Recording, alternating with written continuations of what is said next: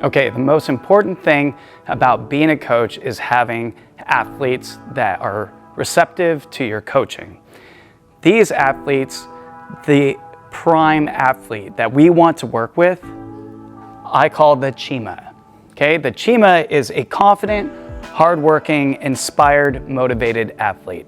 And what's great about this athlete is they are prepared every single day with excitement, pep in their step. They're ready to learn, they're ready to work. They know that they're gonna make progress in the day.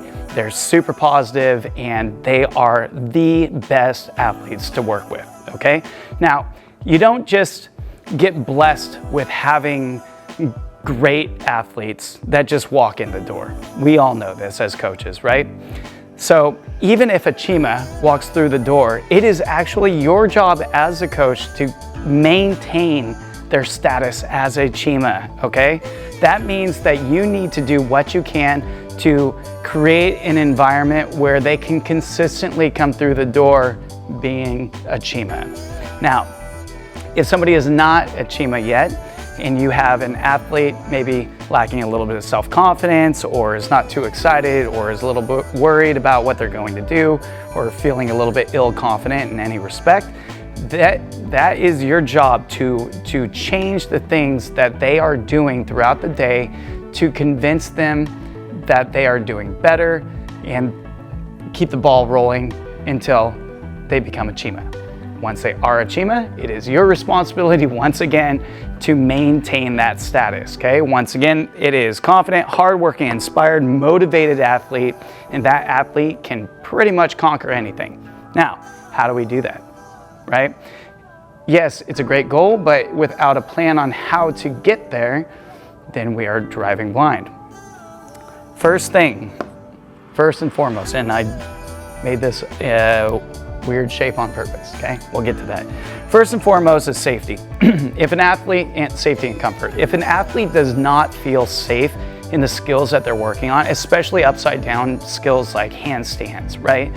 So handstands can be scary as hell, and if they don't feel safe, the athlete doesn't feel safe when they're doing these handstand drills, they are going to be scared. And a scared athlete is not confident, and a not confident athlete is not going to want to do that drill, which means that they're probably not going to get better at it, right? So first things first, safety and comfort, making sure that they have emotional comfort and physical comfort.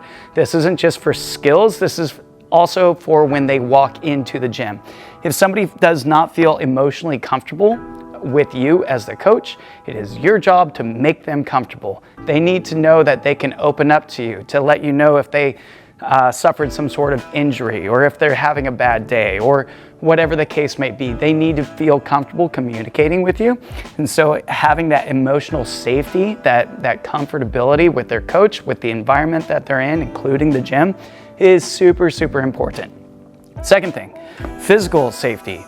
That's a given. We want to make sure that they know that they are not going to die in the gym. We don't want them to get injured. We don't want them to feel like they're going to get injured. And the way you go about doing this, even if you know that they're not going to get injured, if they are not feeling confident in themselves, one thing that they need to be a CHIMA is, if they are not feeling confident in themselves, then they may put themselves at risk because they want to protect themselves. And when people protect themselves in circumstances where maybe they should have just kept working hard, they can get injured, okay? For example, the handstand. If somebody's in a handstand position, they get a little scared, they start feeling weak, ill confidence, maybe they buckle, roll down, hit their shoulder, whatever the case is, bad experience, okay? It is, again, our job as coaches to provide some sort of physical safety, comfortability for our athletes. For me, with the respect to the handstands, I would tell an athlete, hey, do your best on this and then rest whenever you need to, no big deal, right? They should always have an exit strategy. If they are on a piece of equipment, they need to know how to get down and off the equipment safely whenever they need to, okay?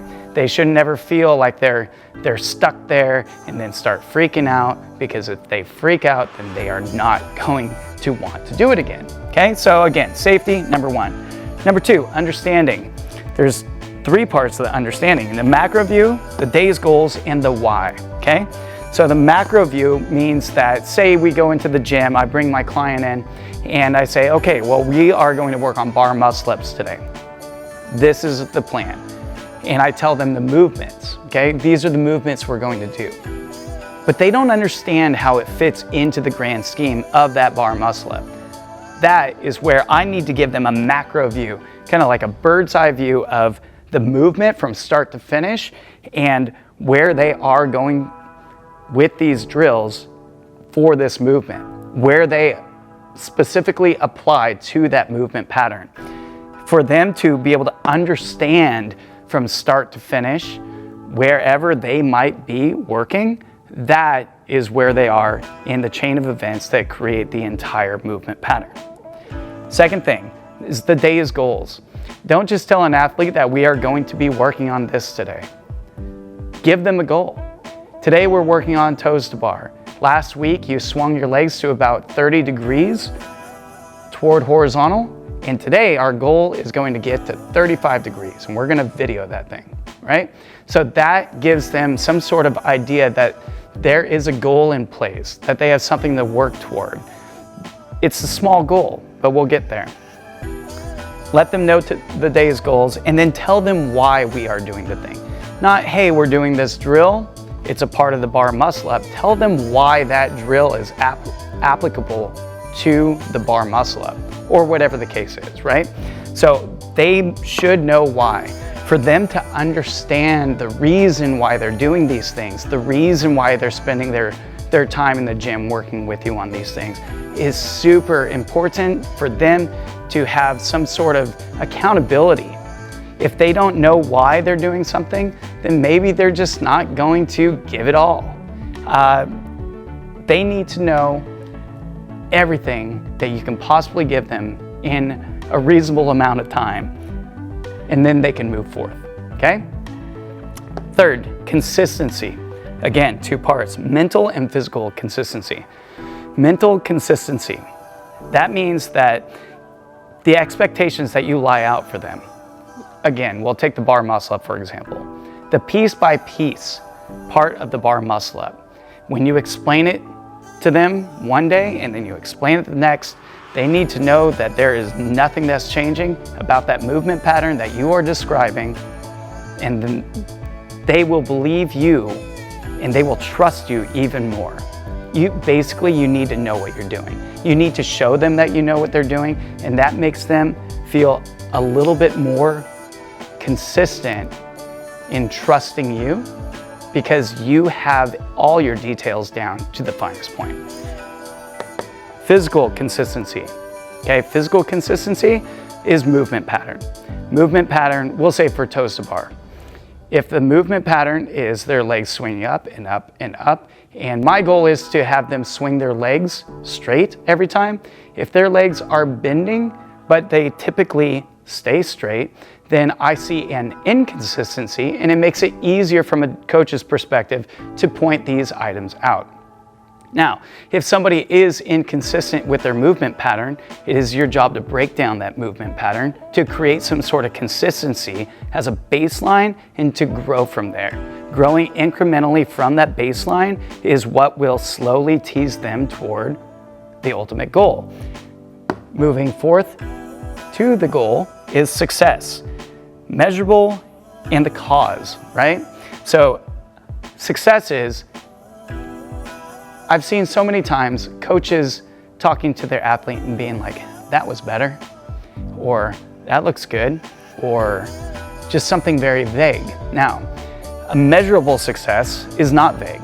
Measurable success is saying, you did this better, and you can tell because you added 2 pounds to your snatch. Or you did this better because last time you swung your straight legs for the toes bar to horizontal, and now they're 15 degrees above horizontal.